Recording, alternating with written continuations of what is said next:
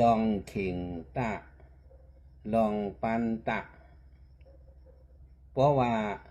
เมื่ออำหัดต่อสู้ลองปันตะลองเข่งตะสึงตีในลอกาในตีอัมมีตีอยู่ตะเมื่อกุยเพราะหัดต่อสู้ลองปันตะลองเข่งตะก่อนเปิ้นสั่งห้องว่าก็มีตังหัดหันเยาเพราะอำหัดต่อสู้ได้สึงองตีสูงนั้นอำเซอตีอยู่มือตีอยู่มือจะเป็นตีเต็มเสเปิ้นกุยอำมีตีอยู่ก็สร้างเป็นก่อน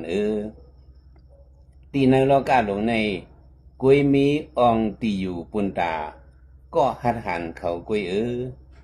ก็ขี้ยันนั่นแต่อำมีตีอยู่ตามัน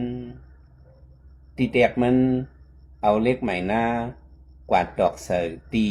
ไม่เปลี่ยนแลย้อนเล็กใหม่หน้าเกี่ยนแข็งเสไม่แลไม่เลยงากยานปันเล็กเยา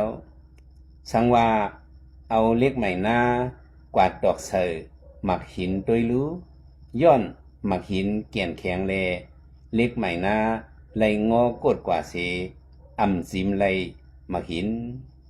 ในโลกาหลวงในปอโอนตีไหลเงื่องปันเปิน